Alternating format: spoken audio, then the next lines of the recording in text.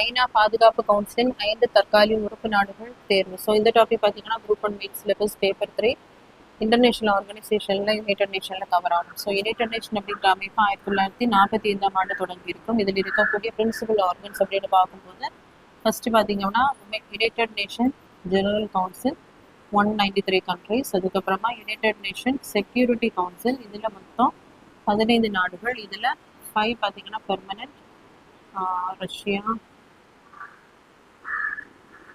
China, France, US, UK. இது வந்து பெர்மனண்டாக இருக்கக்கூடிய நாடுகள். இது தவிர 10 வந்து டெம்பரரியாக இருப்பாங்க. இந்த 2 இயர்ஸுக்கு ஒரு தடவை வந்து வேறு வேறு நாடுகள் வந்து இதற்கு தேர்ந்தெடுக்கப்படுவார்கள். அடுத்ததாக economic and social council, next வந்து trusteeship council,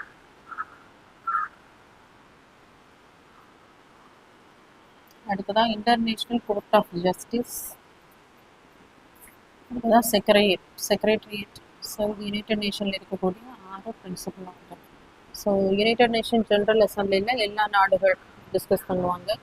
United nation security council அப்படின்னு சொல்லும்போது நாடுகளிடையே அந்த ஒரு பீஸை வந்து அமைதியை மெயின்டைன் பண்ணுவதற்காக. எக்கனாமிக் அண்ட் சோஷியல் கவுன்சில் எல்லா நாடுகளிடையே ஒரு பொருளாதாரம் மற்றும் அந்த சமூக அதை டிஸ்கஸ் பண்ணுறதுக்காக. ட்ரஸ்டிஷிப் கவுன்சில்னால் நிறைய நாடுகள் இன்னொரு நாடுகளை வந்து டிபெண்ட் பண்ணியிருப்பாங்க, அவங்களுக்கான ஒரு அமைப்பு. ஐசிஜே வந்து அந்த ஒரு ஏதாவது ப்ராப்ளம்ஸ் இருந்தது அப்படின்னா அதை வந்து ஜட்ஜ்மெண்ட் கொடுக்கக்கூடிய அமைப்பு. செக்ரட்டரியேட் வந்து டே டு டே டெய்லியும் நடக்கக்கூடிய அந்த ஆப்ரேஷன்ஸ் வந்து கையாளக்கூடிய அமைப்பு. ஸோ இதில் யுனைடெட் நேஷன் செக்யூரிட்டி கவுன்சிலில் 15 மெம்பர்ஸ் இருப்பாங்க.